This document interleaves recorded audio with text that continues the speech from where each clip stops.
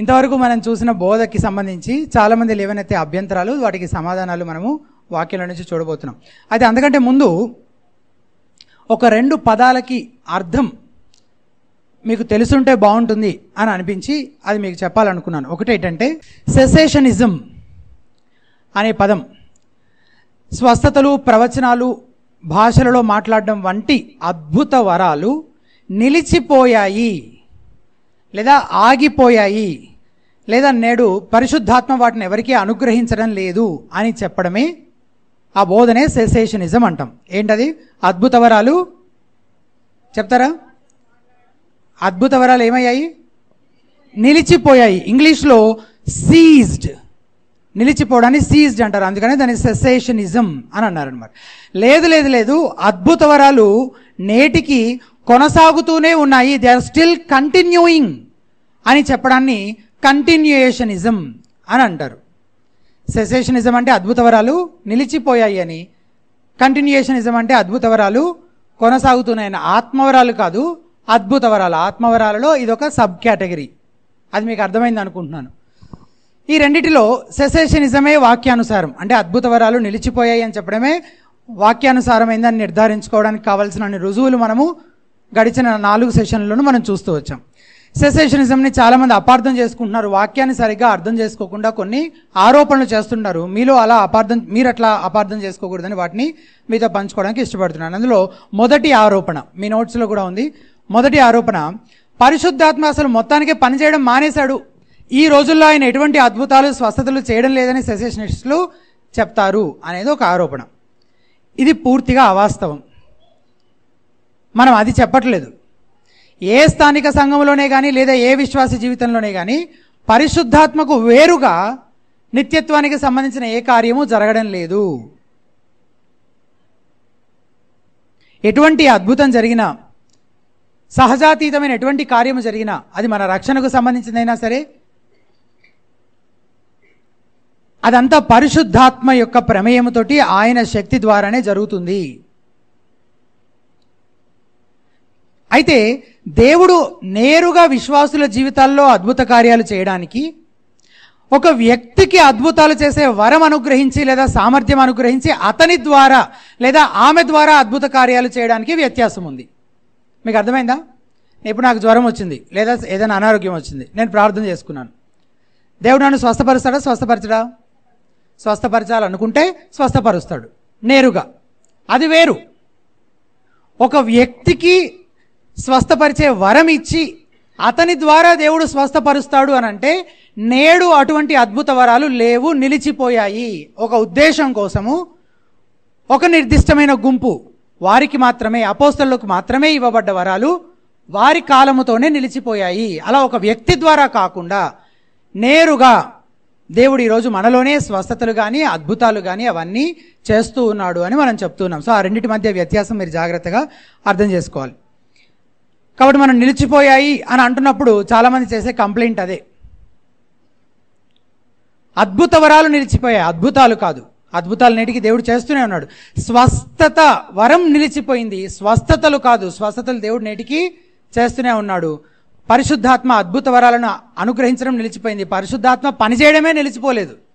ఆయన నేటికి అద్భుత కార్యాలు చేస్తూనే ఉన్నాడు. కాబట్టి ఇది కేవలం అపార్థమో లేక ఈ వాక్యానుసారమైన బోధన వక్రీకరించడమో తప్ప ఈ ఆరోపణలో విషయం లేదనమాట, అది నిజం కాదు. రెండవ ఆరోపణ, పరిశుద్ధాత్మ అద్భుత వరాలను ఈ రోజున విశ్వాసులకు అనుగ్రహించడం లేదని చెప్తుంటే ఆయన శక్తిని, సామర్థ్యాన్ని మీరే తగ్గించేస్తున్నారు, లిమిట్ చేసేస్తున్నారు. మీరే ఒక డబ్బాలో పెట్టి పరిశుద్ధాత్మ ఇట్లనే చేస్తాడని మీరే ఆయన్ని లిమిట్ చేస్తున్నారు, ఆయన ఒకటి బాక్స్లో బంధిస్తున్నారు. మీరు ఆ అధికారం, హక్కు మీకు ఎవరిచ్చారని అంటుంటారు చాలామంది.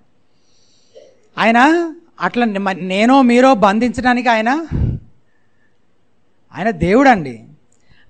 ఆయన్ని మేము బాక్స్లో పెట్టడం లేదు, మనం బాక్స్లో పెట్టడం లేదు. కానీ ఆయన ఏం చేయాలనుకుంటే అది చేయగలడు, ఎలా చేయాలనుకుంటే అది చేయగలడు. ఆయనే ఫలానా టైంలో ఫలానా వ్యక్తుల ద్వారా ఫలానా విధంగా పని చేయాలి అని ఉద్దేశిస్తే అది మనం ఆయన్ని బాక్స్లో పెట్టడం ఎందుకు అవుతుంది? జస్ట్ వాక్యాన్ని చదివి అందులో స్పష్టంగా ఆయన ఆలోచనలను, ఆయన మనసును, ఉద్దేశాలను, ఆయన పనితీరును తెలుసుకొని దాన్ని బోధిస్తున్నాం, ప్రకటిస్తున్నాం, అంతే. ఆయన ఈ రోజుకి కొంతమంది వ్యక్తులకు అద్భుత వరాలు ఇవ్వగలడా? ఆయన ఈ రోజుకి కొంతమంది వ్యక్తులకు అద్భుత వరాలు ఇవ్వగలడా? ఇవ్వాలనుకుంటే ఇవ్వగలడు, కానీ ఇవ్వాలనుకుంటున్నాడా? అనుకోవట్లేదు.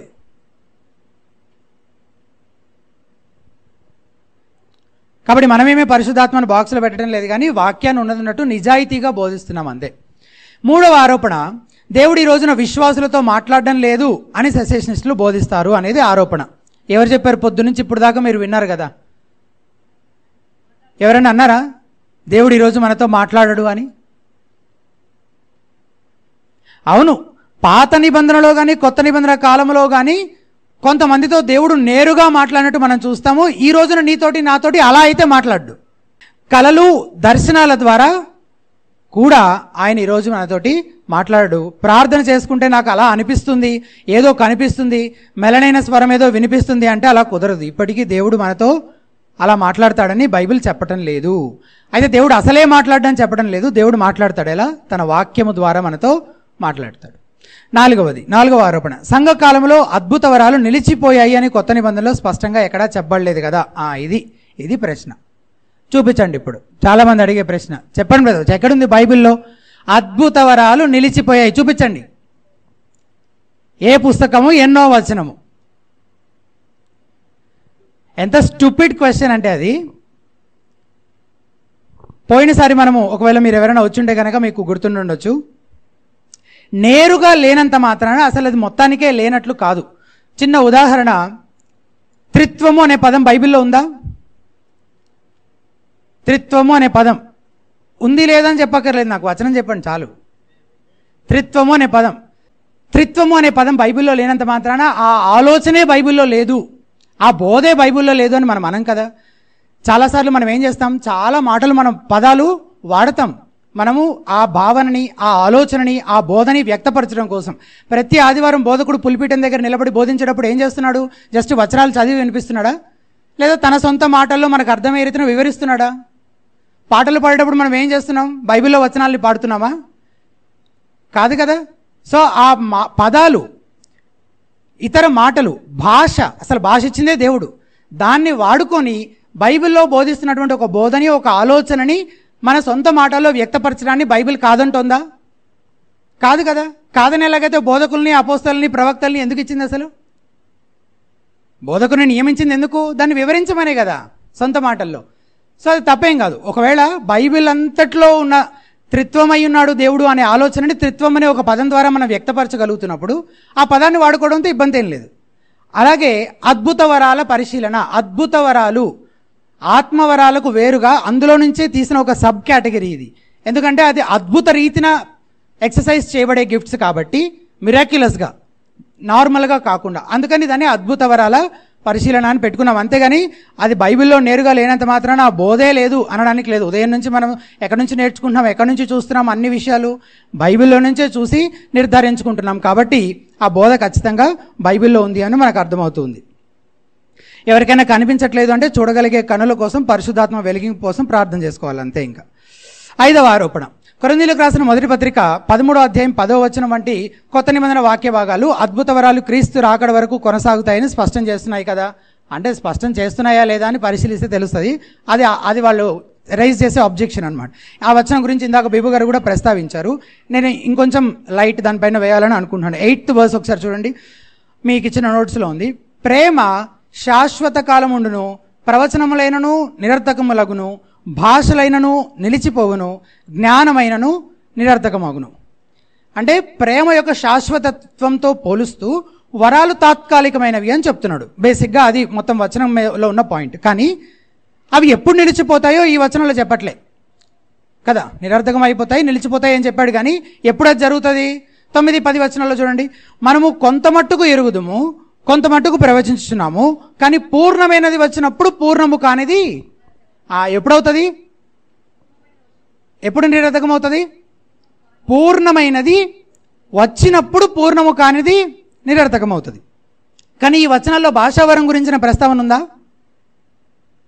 9వ వచనంలో ఏముంది? 9వ వచనంలో కొంత మట్టుకు ఎరుగుదుము, కొంత మట్టుకు ప్రవచించము. అంటే జ్ఞానము, జ్ఞానవాక్యము, అలాగే ప్రవచనం గురించి ఉంది. కానీ ఏం లేదు? భాషల వరం గురించి లేదు. పైన ఏమున్నాయి? 3 ఉన్నాయి. 8వ వచనంలో 3 ప్రస్తావన ఉంది. 9, 10లో మాత్రము అంటే పూర్ణమైనది వచ్చే వరకు ఈ పూర్ణము కానిది నిలిచి ఉంటుంది అని అంటున్నారు కదా. అది ఏ విషయంలో? రెండు విషయాల్లోనే, జ్ఞానవాక్యం విషయంలో, ప్రవచనం విషయంలో. మరి భాషల వరం సంగతి ఏంటి? ఒకసారి మీరు 8వ వచనమే గమనిస్తే మిగిలిన రెండిటికి ఒక పదం వాడారు, భాషల వరానికి ఇంకో పదం వాడారు. ఏంటా పదము? చూసారా ఆ వ్యత్యాసం? ప్రవచనం ఏమవుతుంది? నిరర్థకం అవుతుంది. జ్ఞానం నిరర్థకం అవుతుంది. కానీ భాషల వరం ఏమవుతుంది? నిలిచిపోతుంది. అక్కడ వాడిన పావో అనే గ్రీకు పదానికి దానంతట అవే నిలిచిపోతాయి అనే భావం వస్తుందన్నమాట. మిగిలిన రెండింటికి అట్లా చెప్పలేదు. అవి సంఘ క్షేమాభివృద్ధి కోసము చివరి వరకు ఆ పూర్ణమైనది వచ్చేంత వరకు కొనసాగుతాయి. అవి వచ్చినప్పుడు నిరర్థకం అవుతాయి. కానీ భాషల వరం అటువంటిది కాదు. దాని పని, దాని ఉద్దేశము అయిపోయిన తర్వాత అది ఆటోమేటిక్గా దానంతట అదే నిలిచిపోతుంది అనే భావం గ్రీకులో ఉన్న ఆ పావో అనే పదానికి అదే అన్నమాట భావం. జ్ఞానవాక్యము పూర్ణమైనది అనే విషయం గురించి కూడా మనం ఆలోచన చేస్తే టెలయాన్ అనే గ్రీకు పదం అనమాట. సంపూర్ణము, పరిపక్వత, పూర్ణము. దీనికి చాలా రకాల అంటే ఏంటి అంటే అది కంప్లీట్గా ఈ 66 పుస్తకాల దేవుని ప్రత్యక్షత, లేకపోతే పరలోకంలోకి మనం ప్రవేశించడమా, ఇట్లా చాలామంది భక్తులు చాలా రకాల అభిప్రాయాలు చెప్పారు. కానీ నాకు కన్విన్సింగ్గా అనిపించిన, సందర్భానుసారంగా అనిపించినటువంటి ఒక భావం ఏంటంటే విశ్వాసి ప్రభు సన్నిధిలోకి ప్రవేశించడాన్ని అది సూచిస్తోంది అని. ఎందుకు? 12వ వచనంలో నేను పూర్తిగా ఎరుగుదును అనే మాట చెప్తున్నాడు. అలాగే పూర్ణమైనది అప్పుడు ముఖాముఖిగా చూతుము అనే మాట కూడా ఉంది కదా. ఆ మాటల్ని బట్టి ఈ పూర్ణమైనది అంటే ఏంటంటే మనము మన పరలోక ప్రవేశాన్ని, నిత్యత్వాన్ని సూచిస్తున్నటువంటి మాటగా మనము అర్థం చేసుకోవచ్చు. దాని గురించి వేరే వేరే అభిప్రాయాలు ఉన్నప్పటికీ అద్భుత వరాలు మాత్రము నిలిచిపోయాయి అనే విషయాన్ని మనం జాగ్రత్తగా గుర్తుపెట్టుకోవాలి.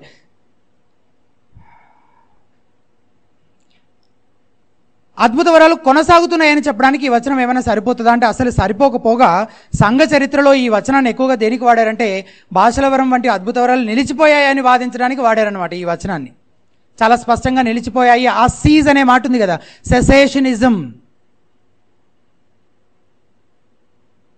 నిలిచిపోయాయి అని చెప్పడానికి. 6వ ఆరోపణ కొత్త నిబంధన అంతా సంఘకాలం గురించే మాట్లాడుతుంది. కొత్త నిబంధన మొత్తము సంఘకాలమే. కానీ దాన్ని మీరేం చేస్తున్నారంటే అపోస్తలీయ కాలము, సంఘకాలము అని విడదీస్తున్నారు. అక్కడే సమస్య వస్తుంది అని చెప్తారు. ఎందుకు అలా ఆరోపిస్తున్నారు? ఎందుకంటే ఎగ్జాక్ట్గా ఆదిమ సంఘంలో ఎట్లయితే జరిగాయో, అపోస్తలీయ కాలంలో ఎలాగైతే అన్నీ జరుగుతూ వచ్చాయో, అలాగే మిగిలిన సంఘకాలం అంతట్లో కూడా జరుగుతూనే ఉన్నాయి, ఉండాలి అనేది వాళ్ళ పాయింట్. కాబట్టి అలాంటి డిస్టింక్షన్ చేయొద్దు, అపోస్తలీయ కాలం అని తర్వాత సంఘకాలం అని చెప్పి విడదీయొద్దు అని చెప్తారు. కానీ అది మనం చేసింది కాదు. వాక్యంలో స్పష్టంగా చూస్తున్నప్పుడు పరిశుద్ధాత్మ అపోస్తలీయ కాలంలో పనిచేసిన తీరు వేరు, తర్వాత సంఘకాలంలో పనిచేసిన తీరు వేరు. సంఘము యొక్క బాధ్యత కూడా, పరిచర్య యొక్క బాధ్యతలు కూడా అప్పుడు చేసిన ఆఫీసెస్ ఏవైతే ఉన్నాయో, ప్రవక్తలు, అపోస్తలు, ఆ ఆఫీసెస్ వేరు. తర్వాత చర్చ్ ఎల్డర్స్, సంఘ పెద్దలు, పరిచారకులు ఆ బాధ్యతలు తీసుకున్నట్టు మనం చూస్తున్నాం. సో ప్రతిదీ అప్పుడున్నట్టుగా ఇప్పుడు లేదు. ఆ వ్యత్యాసం క్లియర్గా బైబిల్లో కనబడుతుంది. కాబట్టి పండితులు ఏం చేశారు? ఆ కాలాన్ని విభజించారు, అపోస్తలీయ కాలమని, ఆ తర్వాత సంఘ కాలమని. దాంతో వచ్చిన సమస్య ఏమీ లేదు. 7వ ఆరోపణ కొన్ని లక్షల కోట్ల మంది ఇటువంటి అనుభవాలు చెప్తా ఉంటారు. వారందరిది తప్పేనా? పెద్ద మీరే పైన చూడబడ్డారా? వాళ్ళందరూ అబద్ధం చెప్తున్నారు, ఇక మీరు మాత్రమే సత్యం చెప్తున్నారా అనేది ఇంకొక ఆరోపణ అనమాట. అసలు ఏ విషయమైనా సత్యమో కాదో నిర్ధారించుకోవడానికి అది సత్యం అని ఎంతమంది నమ్ముతున్నారనేది కొలమానమా? అదేనా కొలమానము? అట్లయితే ప్రతి బోధ గురించి మనం సర్వే తీసుకోవాలి, సర్వే చేపట్టాలన్నమాట. ప్రతి బోధ గురించి మనము సర్వే చేపట్టి ఎక్కువ మంది ఏది నమ్ముతున్నారో అప్పుడు అదే సత్యం అని డిక్లేర్ చేసుకోవాలి. అదేనా సత్యాన్ని నిర్ధారించుకోవడానికి కొలమానము? కాదు కదా, వాక్యమే కొలమానం. ఎందుకంటే ఇంకొక ఎగ్జాంపుల్ చెప్పాలంటే రోమన్ క్యాథలిక్ చర్చ్ చేసే బోధలన్నీ కరెక్ట్ అని నమ్మాల్సి ఉంటుంది. ఎందుకు? ప్రపంచవ్యాప్తంగా ఎక్కువ మంది రోమన్ క్యాథలిక్సే ఉన్నారు కాబట్టి అప్పుడు వాళ్ళు చేసే బోధలంతా సరైందని ఒప్పుకోవాల్సి వస్తుంది అనమాట. కానీ అది కొలమానం, అది కాదు. ఎన్ని కోట్ల మంది అయినా తప్పు కావచ్చు, అందులో ఆశ్చర్యపోవాల్సింది ఏం లేదు. సత్య నిర్ధారణ అనుభవాల ఆధారంగా కాకుండా లేఖనాల ఆధారంగా చేయాలి అనేది జ్ఞాపకం పెట్టుకోవాలి. 8వ ఆరోపణ అద్భుత వరాలు నిలిచిపోయాయి అని అంటున్నప్పుడు మీరు పరిశుద్ధాత్మకు వ్యతిరేకంగా మాట్లాడుతున్నారు అని అంటారు. ఇందాక బిబు గారు కూడా చెప్పారు కదా, మీరు చేస్తుంది ఆత్మ విషయమైన దూషణ, పరిశుద్ధాత్మకు విరోధంగా మాట్లాడుతున్నారు, కాబట్టి ఇది పాపక్షమాపణే లేదు, దీనికి పాపక్షమాపణే లేదు, ఇది క్షమాపణే లేని పాపం అని అంటారు. అసలు క్షమాపణే లేని పాపం అని దేని గురించి చెప్పబడింది? మత్తయి సువార్త 12వ అధ్యాయం యొక్క సందర్భం చూస్తే మనము యేసు ప్రభువు అద్భుత రీతిన దయ్యాలను వెలగొడుతుంటే అది చూసిన శాస్త్రులు పరిసయ్యులు ఏమంటారంటే ఇదంతా దయ్యములకు అధిపతి అయిన బెయల్జెబూల్ వల్ల ఆయన చేస్తున్నాడు అని పరిశుద్ధాత్మ చేసిన కార్యానికి దురాత్మకు ఆపాదిస్తున్నారనమాట. యేసుప్రభు వారు ఎలా చేస్తున్నారు? పరిశుద్ధాత్మ ద్వారా. కానీ వాళ్ళు ఏమంటున్నారు? దయ్యముల ఆత్మ ద్వారా చేస్తున్నారని దానికి ఇలా చేయడం పరిశుద్ధాత్మకు వ్యతిరేకంగా చేసే దూషణ, క్షమించబడిన పాపం అని చెప్పబడింది. ఇంకా అంతేకాకుండా సందర్భాన్ని ఇంకా జాగ్రత్తగా పరిశీలిస్తే యేసుక్రీస్తు తానే మెస్సియా అని వారు నమ్మడానికి వీలుగా ఎన్నో నిదర్శనాలు వారికి చూపించాడు. ఎవ్వరూ కాదనలేనటువంటి అద్భుతాలు చేశాడు. వాటిని ఎవరు ఎప్పుడూ కాదనలేదు కూడా. నికోదేము కూడా ఆ విషయాన్ని ఒప్పుకున్నాడు. కానీ ఆ ఆధారాలని ఉన్నా కూడా యేసుక్రీస్తును మెస్సియాగా అంగీకరించకుండా ఆయన్ని తిరస్కరించడమే క్షమింపబడని పాపము, పరిశుద్ధాత్మకు వ్యతిరేకంగా చేసిన దూషణగా సందర్భాన్ని బట్టి మనం అర్థం చేసుకోవచ్చు. అయితే ఇది మాత్రమే క్షమించబడని పాపం అని యేసు చెప్పాడు. బైబిల్లో అలా క్షమించబడిన పాపం అని కేవలం ఈ ఒక్క పాపం గురించే చెప్పబడింది. హెబ్రీన్ 6వ అధ్యాయం 4-6 కానీ, 10వ అధ్యాయం 26-29 కానీ, అలాగే 1 యోహాను 5వ అధ్యాయం 16-17 వచనాలు కానీ, ఈ వాక్య భాగాలన్నింటిలో కూడా క్షమించబడని పాపం అంటే ఇదే. యేసుక్రీస్తే ఏకైక రక్షణ మార్గం అని అంగీకరించడానికి చాలినన్ని రుజువులు అందించబడిన తరువాత సువార్తను తిరస్కరించిన వారికి ఇక క్షమాపణే లేదని చెప్తున్నాడు అనమాట. అవును కదా, నిజమే కదా. మరి యేసుక్రీస్తే మార్గము, సత్యము, జీవము. ఆయన గురించి తెలుసుకోవాల్సిందంతా తెలుసుకున్న తర్వాత, చాలినన్ని ఆధారాలు ఇవ్వబడిన తర్వాత కూడా క్రీస్తును తృణీకరిస్తుంటే ఇంకెట్లా రక్షించబడతారు? ఇక వేరే రక్షణ మార్గం ఏమైనా ఉందా? అందుకే అది క్షమించబడని పాపం అని అంటున్నారు. ఇది ఆ మాటల యొక్క అసలు భావం. దీన్ని పక్కన పెట్టి నేటి సంఘములో పరిశుద్ధాత్మ కార్యమైన అనేకులు చేస్తున్న వెకిలి చేష్టలను, మోసాలను పరిశీలించి వాటిని ఖండించే వారిపైన ఆత్మదూషకులు అనే ముద్ర వేస్తున్నారు అనమాట. ఏది? పరిశీలించడంతో. పరిశీలించడమే పరిశుద్ధాత్మకు వ్యతిరేకంగా చేసే దూషణ కాదు. వాక్యానికి విరుద్ధంగా ఉన్న విషయాలను ప్రశ్నించడమే పరిశుద్ధాత్మకు వ్యతిరేకంగా చేసే దూషణ కాదు, క్షమించబడని పాపము కాదు. దాని సందర్భానుసారంగా అర్థం చేసుకోవాలి. ఇలాంటి ముద్ర వేసి భయపెట్టి ప్రశ్నించేవారు నోర్లు మోయించేస్తే తమకు ఇష్టం వచ్చినట్లు చేసుకుంటూ పోవచ్చని అనుకుంటూ ఉంటారనమాట. మరో వాక్య భాగం ఉంది, దినవృత్తాంతాల గ్రంథం, మీకు నోట్స్లో ఉంది, చూడండి ఒకసారి. మొదటి దినవృత్తాంతాల గ్రంథం 16వ అధ్యాయం 21వ వచనంలో, నేను అభిషేకించిన వారిని ముట్టవలదనియు నా ప్రవక్తలకు కీడు చేయవద్దనియు సెలవిచ్చి అని ఉంటుంది కదా. Do not touch my anointed ones, do my prophets no harm. సందర్భము, అభిషేకించబడిన వారు ఎవరు? ఆ సందర్భంలో దావీదు ఏం చెప్తున్నాడంటే, పితరులను నీవు వేరే వేరే దేశాల గుండా తిరుగుతూ ప్రయాణం చేస్తున్నప్పుడు అన్య రాజుల దగ్గర నుంచి నీవు వారిని సంరక్షించావు కదా, నువ్వు కాపాడావు కదా, అలా నీవు అభిషేకించిన ఆ పితరులు వాళ్ళకి ఏ హాని కలగకుండా నువ్వు ప్రొటెక్ట్ చేసావు కదా అని చెప్తున్న సందర్భం అనమాట అది. కిందే ఉన్న 22వ వచనంలో, ఆయన ఎవరినైనాను వారికి హింస చేయనీయలేదు, వారి నిమిత్తము రాజులను ఏం చేశాడంట? గద్దించెను. సో ఈ సందర్భంలో అభిషేకించబడిన వారు ఎవరు? ఆ పితరులు. వారిని ప్రొటెక్ట్ చేయడం కోసం దేవుడు రాజులను గద్దించాడు అని చెప్తున్న సందర్భం అనమాట. అది పట్టుకొని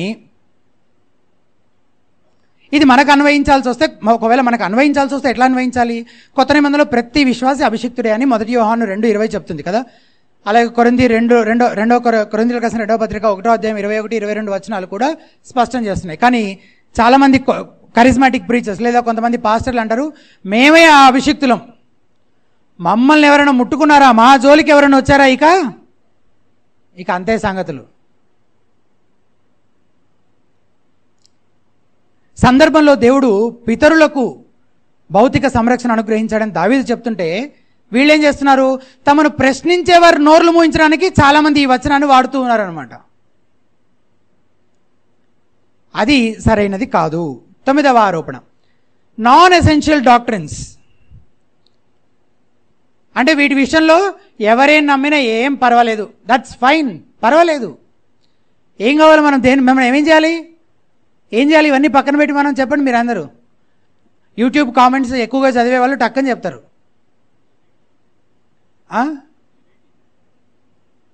యూనిటీ. ఇవన్నీ చేయకుండా మనం ఏం చేయాలా? రావట్లేదు ఇంకా ఆ పదం. ఇవన్నీ కాదు బ్రదర్, మనం సువార్త చెప్పాలి ఫస్ట్.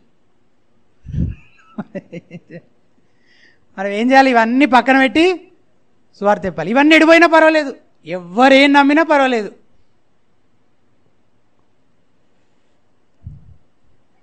కానీ అసలు కొన్ని అవసరం కొన్నేమో చాలా అవసరమైనవి, కొన్ని అవసరం లేనివి అని నిర్ధారించే హక్కు నీకెక్కడిది అసలు? బైబిల్లో దేవుడు బైబిల్లో ఎందుకు ఇచ్చాడు నీకు? ఒక 2 కేటగిరీస్ పెట్టుకొని ఏవి అవసరమైనవి, ఏవి అవసరం లేనివి, వేటి విషయంలో మనం రాజీ పడకూడదు, వేటి విషయంలో రాజీ పడవచ్చు అని 2 కేటగిరీస్ పెట్టుకొని వాటిలో అది ఫిల్ చేసుకొని ఎసెన్షియల్ అవసరమైన మన విషయాల్లో ఓకే పర్వాలేదు యాక్సెప్ట్ చేయొచ్చు. నాన్ ఎసెన్షియల్ అని నువ్వు ఏ కేటగిరీలో ఏవైతే పెట్టుకున్నావో వాటి విషయంలో మాత్రం రాజీ పడవచ్చు. అట్లా ఉందా బైబిల్లో? అట్లుందా? అసలు ఆ వర్గీకరణ ఎందుకు అనంటే చాలా విషయాల్లో ఎవరితోటి విభేదించకుండా చక్కగా అందరితో కలిసి సఖ్యతతో ఐక్యతతో ఉండడానికి వీలుగా ఇలాంటి ఒక బోధ తీసుకొని వచ్చారనమాట. కానీ అసలు ఇట్లాంటి కేటగరైజేషన్ ఒకవేళ చేయాల్సి వస్తే ఎట్లా చేయాలి తెలుసా? బైబిల్లో ఏ విషయాలైతే స్పష్టంగా ఎంత మేరకైతే చెప్పబడ్డాయో అవన్నీ ఎసెన్షియల్సే, అవన్నీ అవసరమైనవే, అవి అలాగే నమ్మాలి. ఏవైతే స్పష్టంగా చెప్పబడలేదో అవి మనకి చెప్పబడిన కారణమే దేవుడు బయలుపరచాలని ఉద్దేశించలేదు కాబట్టి దాని గురించి మనం వరి అవ్వక్కర్లేదు. ఒకవేళ ఆ కేటగరైజేషన్ చేయాలంటే అలా చేయాలి, కానీ చాలామంది తప్పుగా చేస్తున్నారనమాట. దాన్ని ఎలా చేస్తున్నారు? ఉదాహరణకి మన రక్షణ విషయంలో దేవుడు సార్వభౌముడా, మనిషి సార్వభౌముడా? దేవుడు సార్వభౌముడు అని నమ్మే బోధని కాల్వినిజం అంటారు. మనిషి సార్వభౌముడు అని చెప్పేదాన్ని ఆర్మినిజం అంటారు. కాల్వినిజం, ఆర్మినిజం ఇవన్నీ నాన్ ఎసెన్షియల్స్ బ్రదర్, మనకెందుకు ఇవన్నీ అంటే దాన్ని మీకు అర్థం కాలేదు యాక్చువల్గా అక్కడ పాయింట్. రక్షణ విషయంలో దేవుడు సార్వభౌముడా, మనిషి సార్వభౌముడా అనేది ప్రశ్న. అక్కడ రక్షణ అనేది ప్రాముఖ్యం కాని విషయమా? అంత అవసరం లేని విషయమా? పట్టించుకోకూడని విషయమా? ఇన్ఫెంట్ బ్యాప్టిజం గురించి ఆలోచించండి. ఒక వ్యక్తి సువార్త విని మారు మనసు పొందిన తర్వాత క్రీస్తునందు అతను పొందుకున్న ఆ నూతన జన్మ అనుభవాన్ని సాదృశ్యపరుస్తూ నీటి బాప్టిజం తీసుకుంటాడు. అందుకు భిన్నంగా ఇన్ఫెంట్ బాప్టిజం లేదా చిలకరింపు బాప్టిజం అంటే చిన్నప్పుడే నీళ్లు చిలకరించడం ద్వారా ఇచ్చే బాప్తిస్మం, ఇది వాక్యానుసారమైంది కాదు. కానీ చాలామంది ఏం చెప్తారు? పర్వాలేదు బ్రదర్, నీ ఇష్టమే. ఇక ఎవరిచ్చారు నీకెవరిచ్చారు అధికారం పర్వాలేదని చెప్పడానికి?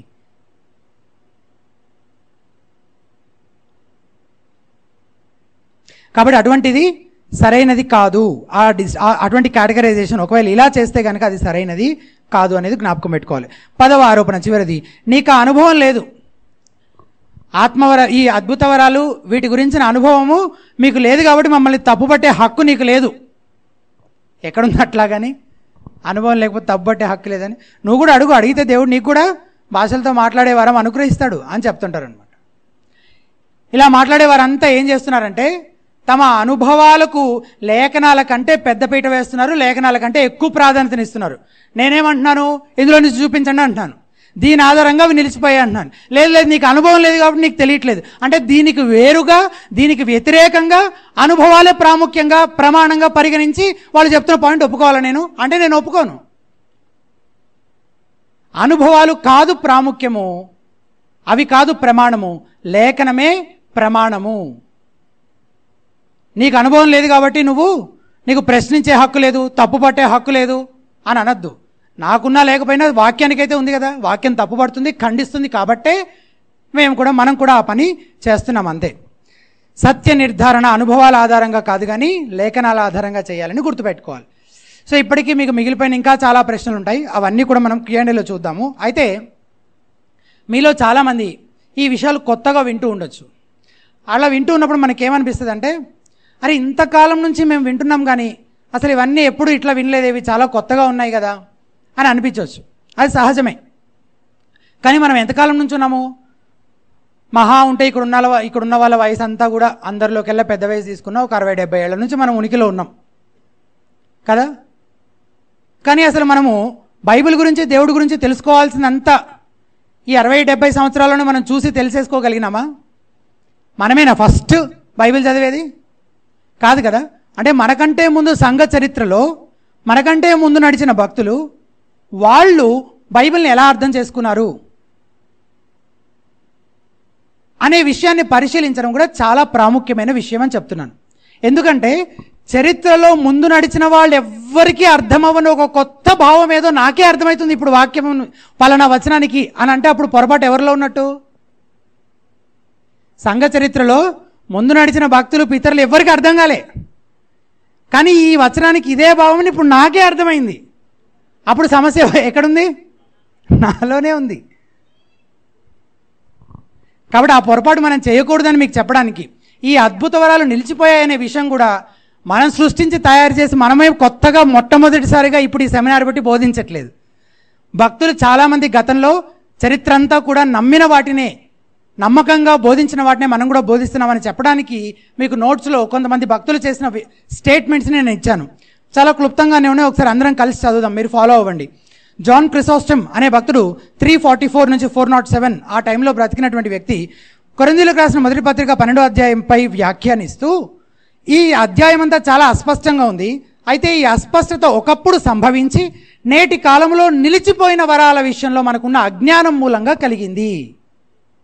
మనకు ఏదైతే ఆ అస్పష్టత ఉందో అది నిలిచిపోయింది కాబట్టి మనకు తెలియట్లేదు క్లియర్గా, మనకున్న అజ్ఞానం దానివల్ల కలిగింది అని అన్నాడు. ఆగస్టిన్ 354 నుంచి 430 వరకు పూర్వం విశ్వాసం ఉంచిన వారిపై పరిశుద్ధాత్మ దిగి వచ్చాడు. అప్పుడు ఆత్మ వారికి వాక్శక్తి అనుగ్రహించిన కొలది ఎన్నడూ నేర్చుకునని భాషల్లో వాళ్ళు మాట్లాడారు. ఈ సూచనలు ఆ కాలానికి తగినవి, ఎందుకంటే సమస్త భూమిపై ఉన్న భాషలన్నిటిలో దేవుని సువార్తను ప్రకటించడానికి ఈ భాషల వరం పరిశుద్ధాత్మ సూచనగా అప్పుడు వారికి పనిచేసింది. ఈ ఉద్దేశం నెరవేరిపోయింది కనుక భాషల వరం ఏమైందంటావు? గతించిపోయింది. ఇది ఏ సంవత్సరం? 354 నుంచి 430 కాలంలో బ్రతికినటువంటి ఆగస్టిన్ అనే భక్తుడు చెప్పిన మాట ఇది. అలాగే మార్టిన్ లూథర్ 16వ శతాబ్దం ఆదిమ సంఘం స్థిరపరచబడడానికి పరిశుద్ధాత్మ కుమ్మరించబడడం దృశ్యమైన రీతిలో జరగాల్సిన అవసరం ఉండింది. అలా జరిగినప్పుడు పరిశుద్ధాత్మ అనుగ్రహించబడడంతో పాటు అనేక అద్భుతాలు జరగడం అవసరమయ్యింది. ఒక్కసారి సంఘం స్థాపించబడిన తర్వాత ఇక పరిశుద్ధాత్మ అనుగ్రహించే అద్భుత వరాల అవసరం లేదు కనుక అవి నిలిచిపోయాయి. ఇంకా చాలామంది భక్తులు చెప్పారు, వాళ్ళ పేర్లన్నీ నేను అక్కడ లిస్ట్ అవుట్ చేశాను, చూడండి ఒకసారి. వాళ్ళందరూ కూడా ఈ విషయంతో ఏకీభవించే వాళ్ళే, అద్భుత వరాలు నిలిచిపోయాయి అని చెప్పిన వాళ్ళే చరిత్రలో.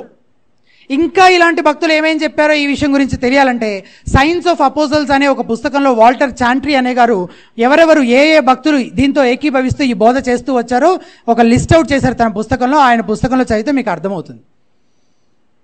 ఆదిమ సంఘ కాలానికి చెందిన చరిత్రకారులు, వేదాంతవేత్తలంతా యునానిమస్గా చెప్పిన విషయం అపోస్తలీయ కాలం అయిపోయిన తర్వాత అద్భుత వరాలు నిలిచిపోయాయి.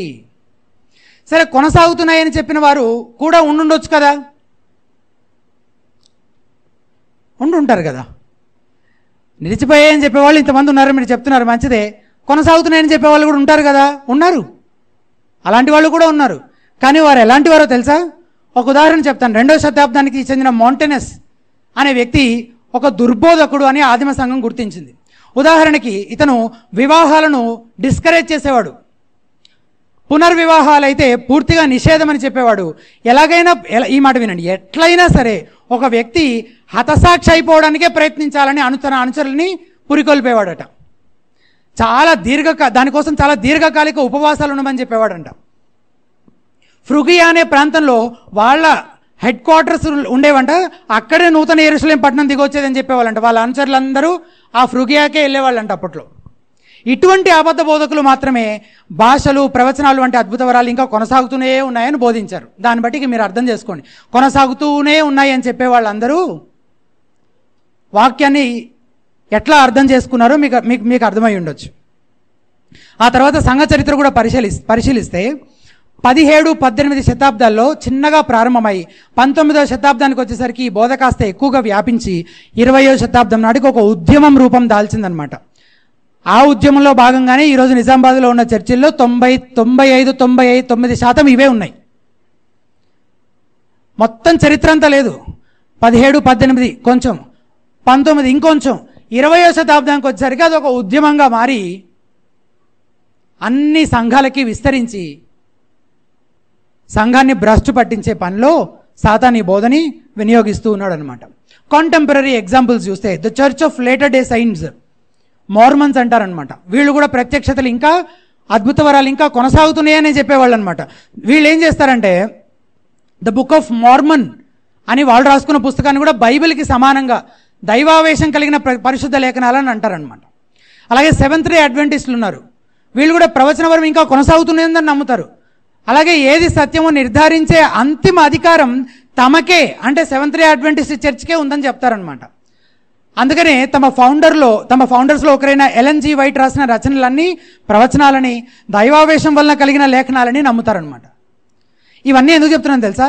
చరిత్రలో అద్భుత వరాలు కొనసాగుతున్నాయని బోధించిన వారు ఎక్కువ శాతం ఇట్లాంటి వాళ్ళే, ఇలాంటి బోధకులే. వారి వల్ల సంఘానికి ఎంతో నష్టం కలిగింది. మౌంటనిస్ట్, క్వాకర్స్, షేకర్స్, జాన్సనిస్ట్, ఇర్వింగైట్స్, మార్మన్స్ వీళ్ళందరూ అబద్ధ బోధకులే. వీళ్ళే ప్రత్యక్షతలు కొనసాగుతున్నాయి, భాషల వరం కొనసాగుతుంది. అద్భుత వరాలన్నీ అప్పుడు ఎట్లా ఎక్సర్సైజ్ అయినాయో అట్లనే ఈ రోజు కూడా చర్చలో ఎక్సర్సైజ్ అవుతున్నాయని బోధించిన వాళ్ళే ఇలాంటి దుర్బోధకులే ఉన్నారనమాట చరిత్ర అంతా పరిశీలిస్తే. కానీ వాక్యాన్ని నమ్మకంగా బోధించిన వారు మాత్రం దాదాపుగా అందరూ అద్భుత వరాలు నిలిచిపోయాయి అని నమ్మారు, దాన్నే నమ్మకంగా బోధించారు. ముగింపులో లేఖనాలు చాలినవి, సరిపోయినవి, సమృద్ధి అయినవి, సంపూర్ణమైనవి అనే మాటలు మనము ఇంకొకసారి జ్ఞాపకం చేసుకోవాలి. నేను ఆ వచనాలు మనం ఉదయం ఒకసారి చదివాం, తిమోతికి రాసిన 2వ పత్రిక 3వ అధ్యాయం 14-17. కానీ దేనికి చాలినది అనే విషయాల్లో ఒక 2 విషయాలు చెప్తాను, నేను చూపిస్తాను మీకు. 14వ వచనం చూడండి. క్రీస్తు యేసునందుంచవలసిన విశ్వాసము ద్వారా రక్షణార్థమైన జ్ఞానము నీకు కలిగించుటకు శక్తిగల పరిశుద్ధ లేఖనాలు ఏ జ్ఞానాన్ని కూడా రక్షణార్థమైన జ్ఞానం అంటే అది వాక్యం దేనికి సరిపోయింది? మన రక్షణకు సరిపోయినది అని చూస్తున్నాం. 15, 16, 17లో అది ఉపదేశించుటకును, ఖండించుటకు, తప్పుదిద్దుటకు, నీతి యందు శిక్ష చేయుటకు. అంటే రక్షించబడిన తర్వాత మనం పరిశుద్ధపరచబడుతూ ఉండే క్రమంలో కూడా మనకి పరిశుద్ధ లేఖనాలు చాలినవి, సరిపోయినవి అనేది మనము చూస్తూ ఉన్నాము. ఈ మాటలతో మనం అందరం ఏకీభవిస్తాం. కానీ ప్రాక్టికల్ విషయాలకు వచ్చేసరికి మాత్రం ఇంకా భాషల వరం ఉందేమో, అద్భుతాలు ఉన్నాయేమో, లేఖనాలు సంపూర్ణమైనవా? అవునవును. సరిపోయినవా? అవునవును. చాలినవా? ఓ ఎందుకు చాలినవే, సరిపోతే. ప్రవచన వరం ఉందా? ఏమో. ఇది చాలినది అన్నప్పుడు ఇంకా కొత్త ప్రత్యక్షత ఎందుకు నీకు? అక్కడే తేడా వస్తుందన్నమాట చాలామందికి. వాక్యం గురించి మనం ఏమడిగినా అవునవును మేము ఏకీభవిస్తున్నాం, మీరు చెప్పిందే కరెక్ట్. కానీ ప్రాక్టికల్గా జరిగే సంగతుల గురించి, బయట జరుగుతున్న వాటి గురించి ప్రశ్నిస్తే అప్పుడు తెలుస్తుంది నిజంగా నువ్వు బైబిల్ గురించి, లేఖనాల గురించి ఏం నమ్ముతున్నావని. ఎవరైనా నేటికి ఇంకా కొత్త ప్రత్యక్షలు వస్తున్నాయని చెప్పినా వాటిని ధృవీకరించడానికి అద్భుత వరాలు కూడా అనుగ్రహించబడుతూనే ఉన్నాయని చెప్తున్నా వారు లేఖన సమృద్ధి అనే అతి కీలకమైన సిద్ధాంతంపై దాడి చేస్తున్నారని గుర్తుపెట్టుకోవాలి. రైట్, చివరిలో కొన్ని సలహాలు, కొన్ని మాటలు మీతో పంచుకొని నేను ముగిస్తాను. నువ్వు ఒకవేళ ఇప్పటి వరకు చెప్పబడిన సంగతులతో ఒకవేళ ఒప్పించబడితే అప్పుడు నువ్వు చేయవలసినటువంటి పనులు కొన్ని ఉన్నాయి. మొదటిగా, అతిగా స్పందించి మొత్తంగా పరిశుద్ధాత్మ కార్యాన్ని తృణీకరించే ప్రమాదం కూడా ఉంది. అట్లా చేయొద్దు. నువ్వు అలా చేయదు. పరిశుద్ధాత్మ పేరుతో జరిగే నకిలీని ఖండించే క్రమంలో ఆయన చేసే నిజ కార్యాన్ని కూడా నిర్లక్ష్యం చేసే ప్రమాదము ఉంది. జాగ్రత్త సుమా. ఆయనే మనలో పరిశుద్ధత కలుగజేసేది, ఆయనే ఆత్మఫలమును కలుగజేసేది. లిఖితపూర్వకంగా ఉన్న లేఖనాల ద్వారా నేటికి ఆయన మనలో పని చేస్తూనే ఉన్నాడు అన్న సత్యాన్ని ఎన్నడూ మర్చిపోవద్దు. ఆయన సహాయం కొరకు వేడుకోవాలి, ఆయన తప్పక సహాయం చేస్తుంటాడు, కార్యం జరిగిస్తూనే ఉంటాడు.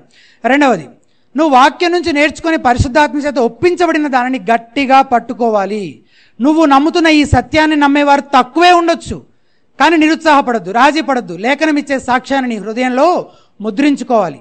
మూడవది, హేతు అడుగు ప్రతివానికి సమాధానం చెప్పడానికి ఎల్లప్పుడూ సిద్ధంగా ఉండాలని వాక్యం పిలుపునిస్తోంది. అయితే నువ్వు ఏం నమ్ముతున్నావు, ఎందుకు నమ్ముతున్నావు అనే విషయంలో నీకు స్పష్టత ఉండాలి. నువ్వు నమ్మేదాన్ని నువ్వు వాక్యానుసారంగా నిరూపించగలగాలి. అందుకోసం ఈ సెమినార్ సరిపోదు. కాబట్టి ఈ అంశానికి సంబంధించిన ఇతర పుస్తకాలు కూడా చదువుతూ ఉండండి, వింటూ ఉండండి. వాక్యంలో వేరు పారిన వారై ఉండాలి. అందుకోసమే మేము ఆ బుక్స్ పెట్టామన్నమాట. తెలుగులో మంచి వాక్యానుసారమైన ఆరోగ్యకరమైన సాహిత్యము చాలా చాలా తక్కువగా ఉంది. పుస్తకాలు చదివే అలవాటు ఉన్న వాళ్ళు ఎవరికైనా ఈ సంగతి ఒప్పుకుంటారు. సో మన దగ్గర చాలా మంచి కలెక్షన్ ఉందన్నమాట, బుక్స్ కలెక్షన్. ఇంట్లో చాలా బుక్స్ ఉన్నాయి బ్రదర్, మళ్ళీ ఇప్పుడు బుక్స్ తీసుకెళ్ళి ఆ షెల్ఫ్లో ఇంకొన్ని పుస్తకాలు నింపడమే కదా బూజు పట్టడానికి అని అనుకోవద్దు. మీరు ముందు చదవడానికి తీర్మానించుకోండి. ఎవరన్నా ఏమన్నా నీ విశ్వాసం గురించి ప్రశ్నిస్తే తెల్లమొహం వేసేలాగైతే అది విశ్వాస లక్షణం అనిపించుకోదు. వాక్యం గురించి ఆపేక్ష ప్రతి విశ్వాసలో ఉంటుంది. కాబట్టి ఈ అంశాన్ని గురించి ఈ రోజంతా వినేసి నాకు అర్థమైపోయింది అనుకుంటే కుదరదు. దాన్ని ఇంకా పరిశీలించడానికి మీకు ఇంకా చాలా రీసోర్సెస్ అవసరం. అక్కడ కొన్ని ఉన్నాయి. హితబోధ అనే వెబ్సైట్ ఉంది. ఆ వెబ్సైట్లో కూడా చాలా వ్యాసాలు, పుస్తకాలు, వీడియో, ఆడియో ప్రసంగాలు ఉంటాయి. ఆ వెబ్సైట్ను కూడా రెగ్యులర్గా మీరు విజిట్ చేయండి. హితబోధ యూట్యూబ్ ఛానల్ ఉంది, దాన్ని సబ్స్క్రైబ్ చేసుకోండి. ఇలా చాలా రీసోర్సెస్ ద్వారా మనం ఇంకా ఏం చేయాలి? వాక్యంలో లోతుగా వేరుపారాలి. అడిగిన వాళ్ళకి మనం ఏం నమ్ముతున్నామో దాన్ని మనం డిఫెండ్ చేసుకోగలగాలి, వాక్యం నుంచి చూపించగలగాలి. నాలుగవదిగా, ఎవరైనా దేవుడు మాతో మాట్లాడుతున్నాడు, అలా చెప్పాడు, ఇలా అన్నాడు అని చెప్తే అటువంటి వారికి కొంచెం దూరంగా ఉండండి. వాక్యం నుంచి కాకుండా నేరుగా మాట్లాడుతున్నాడని చెప్తే దేవుడు తన పరిశుద్ధ లేఖనాలను నువ్వు అర్థం చేసుకున్నట్లు నీ మనసును వెలిగిస్తాడు. ఈ జీవం కలిగిన మాటలే చాలినవని సంపూర్ణంగా నమ్మాలి. దీనిని దివారాత్రములు ధ్యానించాలి. దీనికి మాత్రమే లోబడి జీవించాలి. ఐదవదిగా, అద్భుత వరాలు నేటికి అనుగ్రహించబడుతున్నాయని బోధించే అబద్ధ బోధకులతో వాక్యం వ్యవహరిస్తున్న రీతిగానే మనం కూడా వ్యవహరించాలి. పొద్దున్న నేను ఎడ్వర్డ్ విలియమ్స్ గారి గురించి ప్రస్తావిస్తూ అబద్ధ బోధకులను ఒప్పుకుంటారా అందామా అంటే మీరు చాలా మొహమాట పడుతున్నారు. అంత మొహమాటం అక్కర్లేదు. అపోస్తలులు యేసు ప్రభువారిని మించిన పరిశుద్ధులాగా ఫీల్ అవ్వద్దు. వాళ్లే పేర్లు పెట్టి వాళ్ళని, అబద్ధ బోధకుల్ని, అబద్ధ ప్రవక్తల్ని ఎంత కఠినంగా ఎలాంటి పదజాలం వాడి వాళ్ళని ఖండించాలో, బహిర్గతం చేయాలో అలాగే చేశారు. మీరు పేతురు రాసిన పత్రిక, యూదా పత్రికలు చదివితే తెలుస్తుంది. సో వాళ్ళకంటే ఆత్మీయుల్లాగా, వాళ్ళకంటే గొప్ప భక్తిపరుల్లాగా వ్యవహరించద్దు. వాక్యం అబద్ధ ప్రవక్తలతో, అబద్ధ బోధకులతో ఎట్లా వ్యవహరిస్తుందో మీరు కూడా అలాగే వ్యవహరించండి. అదే మీకు మంచిది, మీ చుట్టూ ఉన్న మీ సంఘ విశ్వాసులకి కానీ మీ ఆత్మీయులకు కూడా మంచిది. వాళ్ళకు కూడా సరైన అవగాహన మీరు కల్పించిన వాళ్ళై ఉంటారు. ఏది సత్యము, ఏది నిజము, ఏది అబద్ధము అనే వ్యత్యాసాన్ని స్పష్టంగా మెయింటైన్ చేయండి మీ సంబోధన, మీ మాటలన్నింటిలో.